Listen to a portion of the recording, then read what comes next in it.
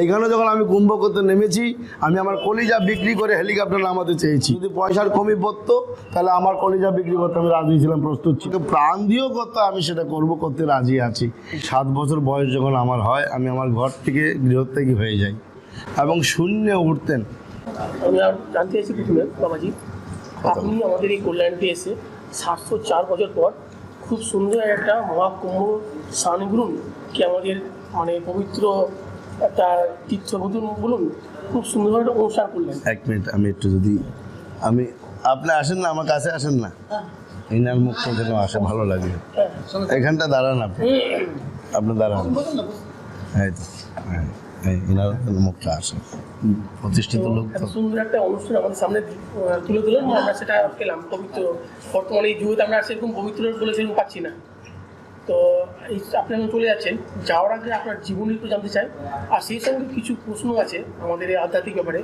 যেমন নতুন আমাদের হচ্ছে মূল ঋষিরা যে দিয়েছেন সেটা হচ্ছে বেদ। বলতে গেলে বেদতে 4টা ভাগ আছে এবং বেদটা আস্তে আস্তে আমাদের কাছ থেকে পুরো লুপ্ত প্রায়, আমরা পড়াশোনাই করছি না বেদটা। কিন্তু বেদের যে 4টে ভাগ, কোনটা পড়াশোনা করলে আমরা কি জানতে পারবো বেদ সম্বন্ধে, আমাদের ধর্মটা কি, ঈশ্বর কি, ঈশ্বরকে আমরা কীভাবে পেতে পারি খুব সহজ উপায় এই বর্তমান কলিযুগে। এগুলো কিছু বিষয় আপনার কাছে রাখছি এবং আপনার জীবনীটাকে একটু জানতে চাইছি। আপনি হঠাৎ করে কেন এই জীবনে এলেন? জয় মা জয়, ওম নমো নারায়ণ। আমার জীবনী, আমার পূর্ব নিবাস জন্মস্থান হলো ত্রিপুরা, আগরতলা রানীর বাজার। সেই ত্রিপুরার থেকে আমি এই মার্গে আসি। মাতৃগর্ভে জন্ম নেওয়ার পরেই আমার এই আধ্যাত্মিক চেতনতা বোধ হয়। ঠিক 7 বছর বয়স যখন আমার হয়, আমি আমার ঘর থেকে গৃহত্যাগী হয়ে যাই। ঠিক ঘর থেকে 3 কিলোমিটার দূরে একটি শ্মশান আছে, সেই শ্মশানে আমি থাকি, সাধনা করি এবং তন্ত্রমতে আমার দীক্ষাগুরু শিক্ষাগুরু তৎকালীন সময় ছিলেন এবং খুব পাওয়ারফুল সিদ্ধপুরুষদের সঙ্গ আমি পেয়েছি। সেই সব গুরুদের সান্নিধ্যতা লাভ করেছি। এমন গুরুদের সান্নিধ্যতা লাভ করেছি যেই গুরু ঘটার পূর্বেই ঘটনা জানে এবং বলে উনি প্রমাণ দিয়েছেন। আর শিক্ষাগুরু আমার যিনি ছিলেন, উনিও ততটা জ্ঞানী ছিলেন যে এক তো ঘটার আগেই সব জানতেন, কাজ ঘটে গেলে সমাধানটা কী করে হবে সেটাও জানতেন এবং শূন্যে উঠতেন। কুম্ভক সাধনা করতে পারতেন, শূন্যে উঠতেন। অনেক তীব্র সাধক ছিলেন। 3 মাসে একবার অন্ন গ্রহণ করতেন। অন্যদিন উনি 10 পয়সার গুড় জলে ভিজিয়ে রেখে সেই জলটা খেতেন। অনাহারে থাকতেন, নিরাহার হয়ে থাকতেন, মাঝে সাঝে ফলাহার করতেন। এই ধরনের উচ্চ কোটি সাধকদের সঙ্গ লাভ হয়েছে। এমন মহামানবের মহাসাধকের সঙ্গ করে আমি 2000 সালে যখন কামাখ্যায় পূজ্যপাদ গুরুদেব সদানন্দগিরি মহারাজের সঙ্গ লাভ করি, তার আগের থেকেই আমি কামাখ্যায় আসি। কামাখ্যার লোক আমাকে কামাখ্যার মানুষপুত্র বলে জানে, মা কামাখ্যা। তো আমি ছোটোর থেকেই কামাখ্যা মন্দিরে, আজকাল দেখছেন আপনারা কামাখ্যা অনেক ডেভেলপমেন্ট হয়েছে, মন্দির প্রাঙ্গণ থেকে নিয়ে সারা পাহাড়টা খুব উন্নত হয়েছে। আমাদের সময় এত উন্নত ছিল না, চাই রোডঘাট হোক, চাই মন্দির আশপাশ হোক, সম্পূর্ণ জায়গাটা নির্জুম হয়ে থাকতে, এত পাবলিকও আসতো না। আজকের ডেটে যে কামাখ্যা এত ভিড়, আমরা মিডিয়ার মাধ্যমে আহ্বান করে এই মেলাতে এত ভিড় নিয়ে এসেছি। এবং এই কামাখ্যার বিষয়ে দুনিয়ার লোকেদের, বিশ্ববাসীদের একটা ভ্রান্ত ধারণা ছিল যেখানে তন্ত্র আর তান্ত্রিক মানুষগুলি গায়েব হয়ে যায়, সেই ধারণাটা আমরা মিটাইতে পেরেছি। সেই বিশেষ নাম হলো রঞ্জিতানন্দগিরি মহারাজ। তো আমি কামাখ্যা ধামে যখন আমার পূজ্যপাদ গুরুদেব সদানন্দগিরি মহারাজের শ্রীচরণে আশ্রয় নিয়েছি সন্ন্যাস মার্গে জুনাখালার মাধ্যমে, জুনাখালার যে প্রতিনিধি কামাখ্যা ধামে উনি ছিলেন, ওনার চরণে আশ্রয় নিয়ে পঞ্চসংস্কার হয়ে 2001-এর যে আমাদের প্রয়াগরাজে পূর্ণকুম্ভ হয়েছিল, সেই পূর্ণকুম্ভে আমার সংস্কার হয়। তার আগে এই মাঝখানে আমরা গঙ্গাসাগরে যাই কপিলমুনির দরবারে, সেখানে নাগা সন্ন্যাসীদের সঙ্গে আমার জীবনযাপন ব্যতীত হয় এবং কুম্ভে গিয়ে আমার সন্ন্যাস হয়, পিণ্ডদান হয়, বীর্যা হবন হয়। সংস্কার হওয়ার পরে আচার্য অবধেশানন্দজি পেশমন্ত্র দেন। পুনরায় আমার গুরুদেব আমাকে 4 মহাবাক্যের মধ্যে একটি মহাবাক্য আমাকে প্রদান করেন এবং আমাকে আধ্যাত্মিক মার্গে সমস্ত সব কিছু আমাকে বুঝিয়ে দিলেন। আর জন্মের থেকে আমি ঈশ্বর পরায়ণ হয়ে, আমার মাতাশ্রী পিতাশ্রী ধার্মিক ছিলেন। এক সময় গ্রামের মধ্যে সর্বাধিক আর্থিক সচ্ছল পরিবার আমাদের পরিবারটা ছিল। কোনো না কোনো গ্রহদশার কারণে, কোনো না কোনো ভুল এবং ত্রুটির জন্য আমাদের পরিবারটা ওই গ্রামের মধ্যে সর্বাধিক পিছিয়ে থাকা পরিবার হয়ে গেছে, সার্বিকভাবে, আর্থিকভাবে এবং সামাজিকভাবে, শিক্ষাগতভাবে। আমরা ওই গ্রামের শ্রেষ্ঠ হয়েও সবার পেছনে আমরা চলে গেলাম। এবং সেই ঘর থেকে আমি আধ্যাত্মিক মার্গে মাতৃ আরাধনা করতে আমি বেরিয়েছি। সাক্ষাৎ মায়ের দর্শন আমি পেয়েছি। আমাকে যে যা বলতেন, আমাকে নিয়ে যে শ্রদ্ধা করে মানুষই করতেন, তাদের মানুষ পূর্ণ হতো, মনস্কামনা পূর্ণ হতো। তারপরে আমাকে তারা এনে, আমার পছন্দ ছিল, চয়েস ছিল মুড়ি আর রসগোল্লা, তো সেই আমার পছন্দের খাওয়া ওনারা খাওয়াতেন আর আমার আশীর্বাদ নিতেন। এবং আগরতলা থেকে চম্পকনগর পর্যন্ত আমার কোনো গাড়িতে গাড়ি ভাড়া লাগতো না। একটি মাত্র কাপড়, 1 মিটার লাল কাপড় পরে আমি ঘুরতাম আর দ্বাদশ দেবতার আমি তিলক করতাম। আমার সমান একটি ত্রিশূল ছিল এবং রক্ত বস্ত্র লাল বরুণ আমি পিনতাম। তারপরে আমি শ্মশানের লাল কাপড় পরতে লাগলাম। এইভাবে আস্তে আস্তে কামাখ্যায় কাপড় পেতে লাগলাম, পড়তে লাগলাম, সমাজে মিশতে লাগলাম, দেশ ভ্রমণ করতে লাগলাম। কিন্তু আমার মধ্যে সবসময় ঈশ্বরের প্রতি এবং সততার সঙ্গে, নিষ্ঠার সঙ্গে কিছু ধর্মের জন্য কাজ করার জজবা এই শুরুর থেকেই ছিল। আমি তখনও ছিলাম, আমার যে বাল্য বন্ধুরা ছিল তাদের মধ্যে আমি সেরা ছিলাম। আমি বয়সে কম ছিলাম, আমার সিনিয়ররা ছিল, কিন্তু বুদ্ধিতে, জ্ঞানে, ব্যবহারে, কর্মে তখনও আমি তাদের থেকে শ্রেষ্ঠ ছিলাম। তারা আমাকে মানতেন, আমার সব কর্মের জন্য, বুদ্ধির জন্য মানতেন।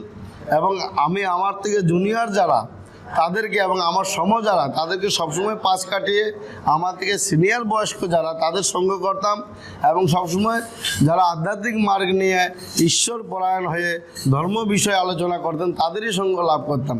ফলে আমি আমার জীবনে কোনোদিন স্কুলে যেতে পারিনি, আমার কোনো কোয়ালিফিকেশন, এডুকেশন কিছুই নেই। তথাপি আমি আমার যে আধ্যাত্মিক জ্ঞানে, গুরু জ্ঞানে আমি আজকে যেটা চালাচ্ছি, অনেকে আমাকে বলেন যে আপনি অনেক শিক্ষিত লোক বা অনেক জ্ঞান আপনার মধ্যে আছে। আমি জানি না আমার মধ্যে কী আছে, কিন্তু সেটা একমাত্র গুরুপরায়ণ, গুরুর কৃপা আর এই সঙ্গের গুণাগুণ। সেই সঙ্গে আমি বলবো, যখন থেকে আমার গুরুদেব সন্ন্যাস দিয়েছেন জুনা আখাড়ায়, আমি যখন জুনা আখাড়ার মধ্যে ভ্রমণ করতে লাগলাম সারা ভারতবর্ষব্যাপী, পায়ে হেঁটে হিমালয় থেকে নিয়ে উত্তরাখণ্ড, উত্তরাখণ্ড থেকে নিয়ে নর্মদাখণ্ড, নর্মদাখণ্ড থেকে নিয়ে গিরনার, এই যে বিভিন্ন জায়গা, গুজরাট, মধ্যপ্রদেশ, মহারাষ্ট্র, এসব প্রান্তে পায়ে হেঁটে আমি ভ্রমণ করতে লাগলাম। সেই সকল জায়গা ভ্রমণ করার পর আমার একটি জ্ঞান হলো যে আমাকে কি করতে হবে। আর আমি অনেক জায়গায়, গুজরাটে, মহারাষ্ট্রে, হরিয়ানায় অনেক বড় বড় মঠ পেয়েছি, আশ্রম পেয়েছি। সকল মঠ মন্দির ত্যাগ করে আমি এসেছি, মহন্ত পদ ত্যাগ করে আমি এসেছি। কেন? বাংলায় থেকে বাঙালিদের নাম উজ্জ্বল করার জন্য এবং বাঙালিদের গর্ব সারা বিশ্বময় পৌঁছে দেওয়ার জন্য। কেননা আমাদের বাঙালি সাধকদেরকে অন্য প্রান্তের যেই সব সাধকরা আছেন, যারা অবাঙালি আছেন, তারা একটু নেগলিজিবানা করেন। ফলে আমার কাছে সেটা অমানবিক বলে মনে হয়েছে। আমার সঙ্গে আদার্স যারা বাঙালি সাধুরা ছিল, তারা নিজেকে নিজে বাঙালি বলে পরিচয় দিতে পারতেন না। আজও অনেক বাঙালি সাধুরা আছে যারা নিজে বাঙালি বলে পরিচয় দেয় না। হরিদ্বার বা নর্মদায় আছে, বড় বড় আশ্রম মঠ মন্দিরে আছে। সেইখানে আমার দুঃখ যখন আমি পাই, আমি কখনো নিজের জাতি লুকাইনি, নিজের এলাকা লুকাইনি।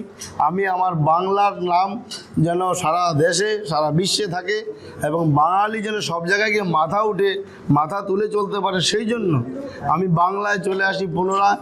এসে পূজ্যপাদ গুরুদেবের একটি জন্মভিটাই নৈহাটিতেই আছে এবং এখানেও যখন আমাদের জায়গা ছোট, গুরুদেবের জন্মভিটাতে একটি ছোট কুটিয়া, যদিও সেটা 3 তলা, কিন্তু জায়গা ছোট হওয়ার ফলে আমরা দুর্গাপুরে যাই। আমরা বহু জায়গায় জায়গা কিনে আশ্রম করতে চেষ্টা করি, সফল হয়নি। ঈশ্বরের ইচ্ছা অনুসারে একটি জায়গা, পুরাতন ধর্মীয় জায়গা ছিল, যেখানে গুরুদেব 45-40 বছর আগের থেকে বা আরও বেশি, বর্ণনা তো 60 বছরেরও বেশি পাচ্ছি, তত বছর থেকে গুরুদেবের আসা যাওয়া হতো, আওয়াগমন হতো। আশ্রম ছিল জিটি রোডের পাশে, দুর্গাপুর ত্রিনাথ আশ্রম। সেই ধামটাই গুরুদেব আমাকে বললেন যে এখানে তোমাকে থাকতে হবে, এখানকার কর্ম করতে হবে, উন্নতি করতে হবে। তখন থেকে আমি আমার মতোভাবে সমস্ত ডিপার্টমেন্টাল, সরকার থেকে নিয়ে, সমাজ থেকে নিয়ে, ব্যবসায়ী সমিতি থেকে সবার সঙ্গে মিলে মিশে এবং সাধু সমাজ থেকে নিয়ে আজ পর্যন্ত যেটুকু করছি, আমার মনে হয় গুরু যা করেছেন আমি যা করে যাচ্ছি, গুরুই করাচ্ছেন, আমার কোনো কিছু করার ক্ষমতা নেই। তো সেই জন্য আমার এই সংক্ষিপ্ত জীবনী হলো, আমি যখন সারা ভারতবর্ষ ঘোরার পরে আমার মধ্যে যখন একটা ঈশ্বরীয় ক্ষমতা গুরুর কৃপায় হলো, মানুষে বলছে, আর আমি অনুভূতি করছি যে আমি আর কিছু পারি যে না পারি, আমি গুরু কর্ম করতে পারবো। সবথেকে বড় কথা, আমার অহংকার নেই। কেন? আমি যে একটা বড়, আমার কয়েকশো সন্ন্যাসী শিষ্য আছে, নাগা সন্ন্যাসী শিষ্য আছে। যেসব নাগাদের দর্শন করার জন্য অনেক বড় বড় ভিড় লেগে থাকে, যেসব নাগারা খুব উত্তেজিত সাধনা করেন, হঠযোগী সাধনা করেন, বড় বড় ক্রিয়া জানতা, ক্রিয়াওয়ালা, ক্রিয়াযোগী সাধু, সেই ধরনের সাধক আমার শিষ্য আছে, তাতেও আমার কোনো অহংকার নেই। সমাজের প্রতিটি বর্গের লোক, ব্রাহ্মণ, ক্ষত্রিয়, বৈশ্য, শূদ্র, প্রতিটি বর্ণের লোক আমার শিষ্য আছে, এবং লো ক্লাস থেকে নিয়ে, অশিক্ষিত থেকে নিয়ে, ট্রিপল লমকম থেকে নিয়ে একদম LLB, double LLB, triple LLB সব আমার শিষ্যবর্গ রয়েছে। তারপরেও আমার কোনো জায়গায় অহংকার এই জন্য, আমি জানি আমি একটা সাধারণ মানব, আর আমি একটা সামান্য একটা ছোট্ট একজন সাধক। আমি শুধুমাত্র গুরুর দাস। আমার মনের জোরটা এটাই, আমি জানি আমার সত্য কথা বলার জন্য, আমার এই অকট্য এই যে মানে খুব ইয়ের সঙ্গে বলার জন্য আমাকে অনেক জায়গা থেকে অবহেলা করতেই পারে, করেই বা, কিন্তু আমি ভয় এই জন্য পাই না। আমি আমার কর্মের উপরে বিশ্বাস করি, আমার গুরুর চরণের উপরে বিশ্বাস করি। যদি আমাকে আমার মঠ মন্দির থেকে বেরো করে দেয়, আমি যেখানে যাব সেখানেই আমার গুরু কৃপায় আমি সব ব্যবস্থা করে নিতে পারবো। সেই বিশ্বাসটা আমার মধ্যে আছে বলেই আমি ভয় পাই না। না আমি আমার মাতাশ্রী পিতাশ্রীর চাপকে ভয় পেয়েছি। সেই 7 বছর বয়সে আমার মাতাশ্রী পিতাশ্রী জোর করে আমাকে আটকাতে পারেননি, আমার প্রতিবেশীরা আটকাতে পারেননি, আমার এলাকাবাসী, রাজ্যবাসী আটকাতে পারেননি। আমার কামাখ্যা, আপনারা জানেন ইতিহাস আমি রচনা করেছি, কামাখ্যা মন্দিরে 10 কিলোমিটার সাধুদেরকে লাইন ধরতে হতো দর্শন করার জন্য। সেই ইতিহাস আমি চেঞ্জ করে দর্শন আমাদের জারি করেছি। কামাখ্যায় আমরা ভিক্ষা করে খেতাম এবং ডেলি নিজেদের মধ্যে চাঁদা কালেকশন করে খেতাম। আজকে 6 মাসের খাওয়া রেডি আছে। যে কামাখ্যা গেলে পরে আমরা আমাদের মাথার উপর জল পড়তো, সেই কামাখ্যা আজকে 1.5 কোটি টাকা খরচা করে 2 তলা বিল্ডিং হয়েছে।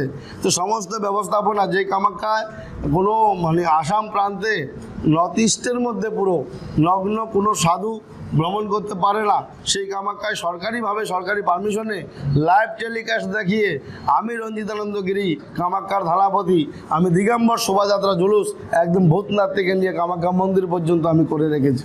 অতএব তারকেশ্বর, আমি আমাদের বাংলা তারকেশ্বরেও আগে আমি করে রেখেছি, যেটা আগে ইতিহাসে ছিল, কিন্তু এই ইতিহাস তারকেশ্বরেও মিটে গেছে। তো আমি সব জায়গায় আমার একটা ধর্মীয় সংঘর্ষ। এই গত 8 মাস আগে আমি ত্রিপুরা একটা কুম্ভ মেলা করেছি, ভক্তি কুম্ভ, আর এখানে হলো এটা বঙ্গ কুম্ভ। কারণ বাঙালিকে নিয়ে বাংলার মধ্যে বাংলার ঐতিহ্য যেটা মিটিয়ে দিতে চেয়েছিল, সেই জন্য এটা বঙ্গ কুম্ভ নাম দেওয়া হয়েছে।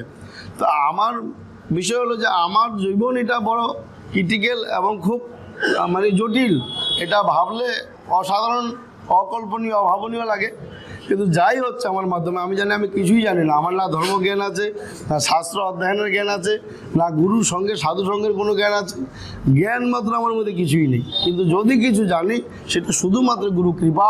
গুরুই আমাকে কৃপা করছেন, আর গুরুই আমাকে দিয়ে বলাচ্ছেন, গুরুই আমাকে দিয়ে করাচ্ছেন। তার জন্য আমি করতে পারছি। নয়তো আমি যেই কাজটা করছি আজকের ডেটে, আমি এটা জোর দিয়ে বলতে পারি, অনেক বড় বড় মহারাজ, পূজ্যপাত, গুরুমূর্তি রয়েছে। ওনারা চাইলে হয়তো অনেক কিছু পারেন, কিন্তু কেন চান না, কেন পারেন না, তাও আমি জানি না। আর পারবেন কে কতটা, সেটাও সময় আর ঈশ্বর জানে। আর যদি পারেন কেউ আমার থেকে আরও বেশি বা বড় করুক, আমি সেটা চাই, আমি তাদের সঙ্গে আছি, সাথ দেবো, সহযোগিতা করব। তবে এতটুকু বলতে পারি, যা আমি করে দেখিয়েছি বা করছি, যা আগামী দিনও করব, আমি স্বার্থের জন্য করব না, পদ প্রতিষ্ঠা মান সম্মানের জন্য করব না, আমি ধর্মের জন্য এবং সমাজের জন্য করছি এবং করে যাব। তাতে যদি আমাকে প্রাণ দিয়েও করতে, আমি সেটা করব, করতে রাজি আছি। এইখানে যখন আমি কুম্ভ করতে নেমেছি, আমি আমার কলিজা বিক্রি করে হেলিকপ্টার নামাতে চেয়েছি, আমি পাইনি ব্যবস্থা। সরকার ফেল হয়ে গেছে, সরকার ভয় পেয়ে গেছে। আমি চাইছি মানে একদম এইখান থেকে নিয়ে গুয়াহাটি, ভুবনেশ্বর অবধি চেষ্টা করেছি যে হেলিকপ্টার আসুক। আমার চেষ্টায় কোনো ত্রুটি নেই। আমি এখানকার যে সরকারের ডিএম অফিস পর্যন্ত দৌড়াদৌড়ি করেছি, আমরা লিখিত দিয়েছি, ব্যবস্থা করার জন্য প্রাইভেটে এবং সরকারিভাবে সব রকম চেষ্টা করেছি। যদি পয়সার কমি পড়তো, তাহলে আমার কলিজা বিক্রি করতে আমি রাজি ছিলাম, প্রস্তুত ছিলাম। কেন? আমাদের বাংলায় সাধুদের, ধর্মের, বাঙালিদের গর্ব উজ্জ্বল করতে গেলে, দেশব্যাপী নাম করতে গেলে, যদি আমাকে প্রাণ দিতে হয়, আমি দিতে রাজি আছি। সেই জন্য আমি আমার জায়গায় অটল ছিলাম, এখনও অটল আছি, অটুট থাকছি। আর আমার কোনো দোষ নেই হেলিকপ্টার যে আসেনি, আর আমি কাউকে দোষ দিচ্ছি না। এটা ঈশ্বর চেয়েছে, তাই এটা হয়নি। ঈশ্বর যদি না চাইতো তাহলে সবই চেয়েছে, সব হয়েছে, এটা কেন হয়নি? ওই জন্য আমি এটা ঈশ্বরের ইচ্ছার উপরে ছেড়ে দিলাম। তবে এতটুকু বলতে পারি, যখন এই মেলাটা করতে নেমেছি শূন্য ব্যালেন্সে, আজকেও আমরা এখানে এসেছি প্রভুর কাছে কিছু ভিক্ষা করতে এসেছি। উনি আগেও আমাদেরকে কিছু ভিক্ষা ডোনেশন করেছিলেন, আর আজকেও কিছু ভিক্ষা ডোনেশন করতে এসেছি। অতএব শূন্য ব্যালেন্সে আমি এখানটা এসেছিলাম। লাখ লাখ টাকা নিয়ে নামতে হয় যেই কাজে, কয়েক লক্ষ টাকা আগেই ছাড়তে হয় যেই কাজে, সেই কাজটা আমি শূন্য ব্যালেন্সে নেমেছি আর পূর্ণ করে দেখিয়েছি। এবং আমরা বলতে পারি যে আমাদের কাছে কোনো ধার দেনা কেউ নেই, যেটুকু ধার দেনা আছে নিজেদের মধ্যে আমরা নিজেরা ধারে আছি, বাকি পাবলিক বা আদার্স কাউকে আমরা ধার দেনা রাখিনি, সবাইকে সব পয়সা মিটিয়ে দিয়েছি, অথচ শূন্য ব্যালেন্সে নেমেছি, প্লাস এত বড় কাজটা সম্পূর্ণ করেছি। তো আমি করিনি, আমার বিশ্বাস এটাই, আমার মনের জোর এটা যে আমি করিনি।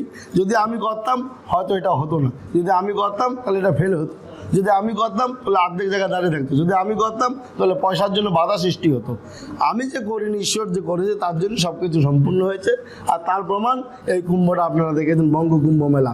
অতএব আমি বলছি যে এইখানে বলি না, আমি যেখানে যাই একটা ধার্মিক সংঘর্ষ আমার সব জায়গায় থাকেই, চাই সাধু সমাজেই হোক, চাই ভক্ত সমাজেই হোক, চাই দেশের জন্যই হোক, চাই অন্য কোনো প্রান্তেই হোক, যেখানে যাই একটা ধার্মিক লড়াই আমার সঙ্গে থাকেই। কারণ আমি জনকপুরে গেছি, সেখানে সংঘর্ষ, পশুপতিনাথ গেছি, সেখানে সংঘর্ষ, কেদারনাথ গেছি, সেখানে সংঘর্ষ, বদ্রীনাথ গেছি, সেখানে সংঘর্ষ, আমি আমাদের নেপাল প্রদেশে চাত্রা গদ্দি বরাহক্ষেত্রে গেছি, সেখানে সংঘর্ষ। আমি যেখানে যাই 60,000 বছরের 150 বছর পুরনো, মানে এই সমস্যার সমাধান করার জন্যই বোধ হয় ভগবান আমাকে সৃষ্টি করেছে। আর আমার মধ্যে না কোনো পড়াশোনার ডিগ্রি আছে, না কোনো আর্থিক বল আছে, না কোনো ধল বল, লোক বল, কোনো রকম বল আমার মধ্যে নেই। তথাপি কি জানে ঈশ্বর কিভাবে আমাকে দিয়ে করে নিচ্ছে। যার কাছে আমি যাই, যাকেই যেটা বলি, যাকে যেটা অনুরোধ বা আহ্বান বা প্রার্থনা করি, সে সেটা স্বীকার করে নেয়, মেনে নেয়, গ্রহণ করে, অ্যাকসেপ্ট করে, তারপরে আমাকে সাথ দেয়, তার ফলে সেটা সফল হয়। এটা ঈশ্বরের একটা অসীম কৃপা আর আমার গুরু কৃপা। আমার গুরুদেব আমাকে মেরে মেরে তৈরি করেছেন। আমি কোনোদিন গুরুদেবের মারকে খারাপভাবে নিইনি, সেটা আশীর্বাদ হিসাবে নিয়েছি। আমাকে এতটা মেরেছেন যে আজকে যে আমার একটা সময় ছিল আমার এই বুকের হাড্ডিগুলো দূর থেকে দেখা যেত, গণা যেত 1, 2, 3 করে। এখনও সেই সব ফটো রয়েছে। কিন্তু গুরুদেব আমাকে মেরেছেন খালি এই আমাকে মোটা করার জন্য। আজকে মেরে মেরে উনি মোটা করেছেন এবং ঈশ্বরীয় শক্তি আমার মধ্যে অনেক প্রবেশ করে গেছেন।